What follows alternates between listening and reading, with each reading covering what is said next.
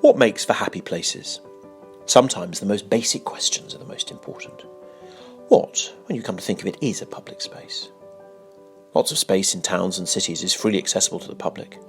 Pavement, plaza, parking lot and pedestrian underpass are all public spaces. But most parking lots don't function as civic squares. Most pedestrian underpasses are not places to relax in. What turns space that is public into a public space? And which public spaces are most valued or shunned? It can't just be the presence of seats. Some seats on streets and squares sit unused, gathering moss or pigeon poo for month after month. It can't be just the presence of grass to relax on or a tree to sit under. Some grass remains unsat on, week in, week out, and some trees cast their soothing shade over paving stones, but never humans. Nor is it simply the presence of people.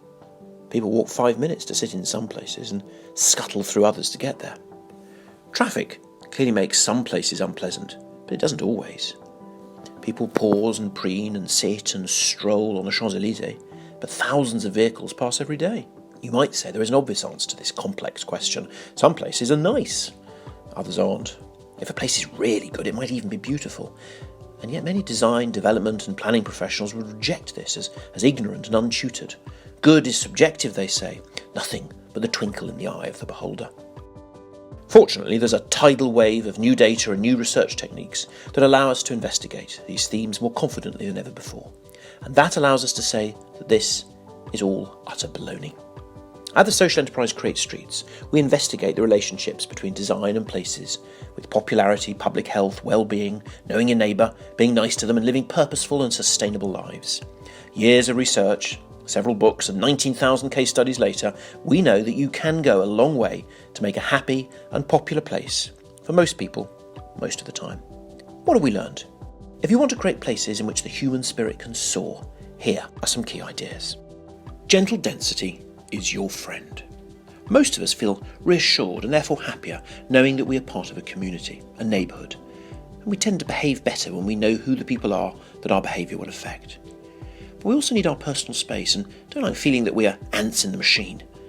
There is a large and growing body of literature in psychology and sociology documenting the effects of living in small flats in big buildings on individuals and communities. The evidence shows that the correlation is normally negative, citing higher levels of depression and antisocial behaviour, lower levels of social engagement and significantly impaired child development. So you should create gentle density, not elephantine towers or drive-through cul-de-sacs. Design buildings that are 3 to 7 stories high.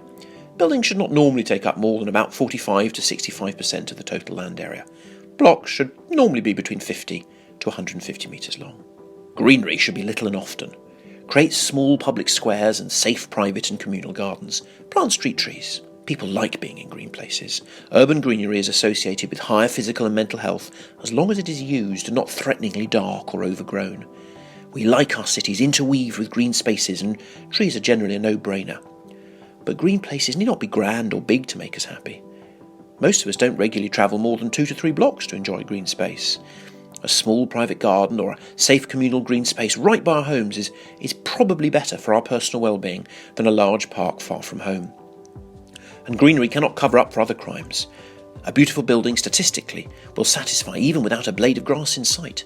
Piazza San Marco has no trees. So you should plan for about 5 to 15% of land to be public gardens and plant many street trees, typically about 8 to 15 metres apart. Beauty really matters.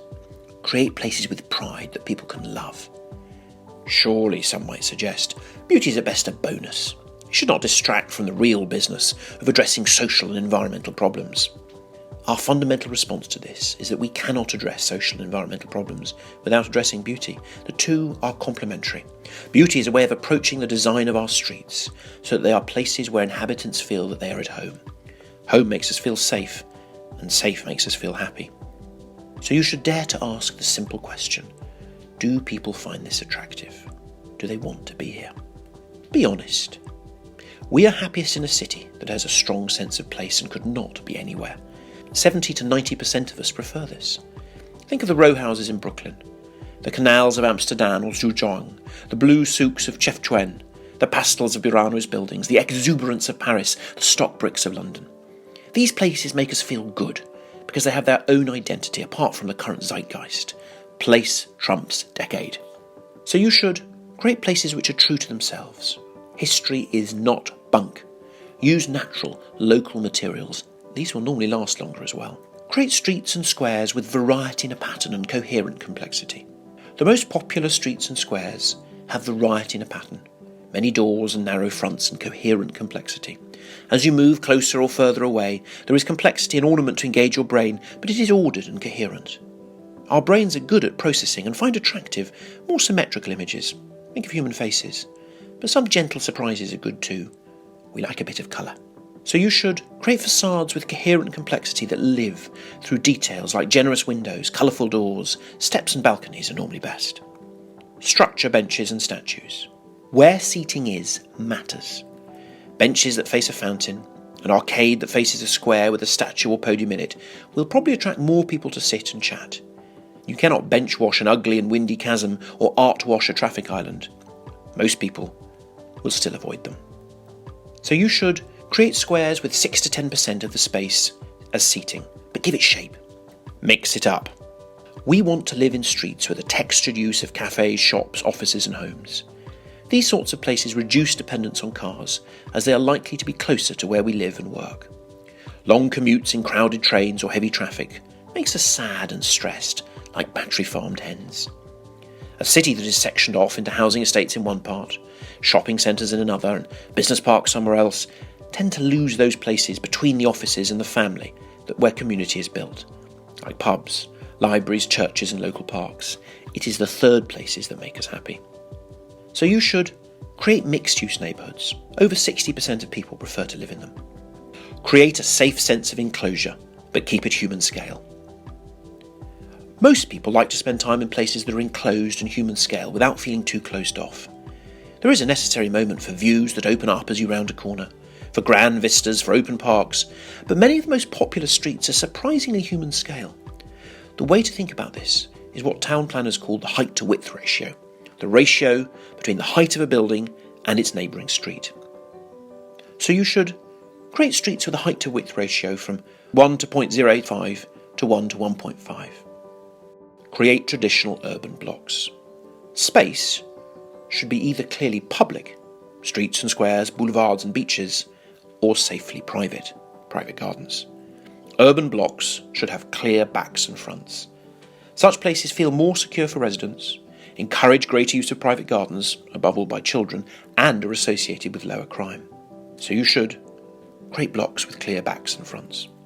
Recycle buildings and places, not just bags. Most people want to tread more delicately upon the planet and are more content when they do so.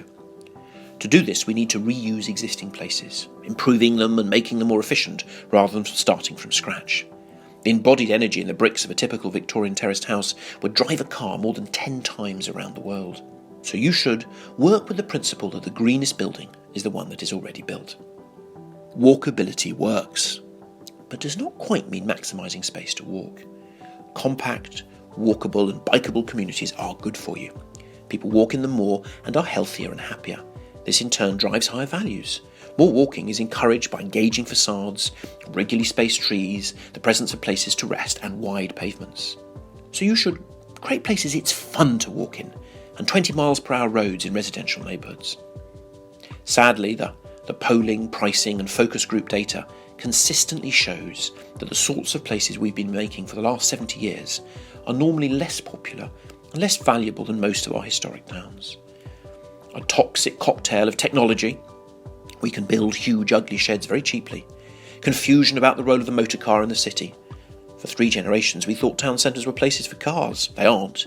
Increasing labour costs, making detail and ornament expensive, and modernist fashion, eradicating the past on a human scale rather than working with it, have all combined to ruin the old places and build new ones that most people reject if they can afford to.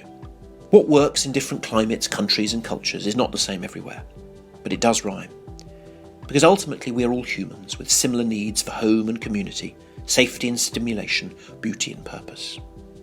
Thank you for watching this video. Please work with us at Create Streets to help neighbourhoods, government, landowners, designers and developers create happier places for humans. Join us by donating, downloading our research or resources, following us on social media, asking us to work with you on designing new developments or sustaining old ones. Together, we can create happier places.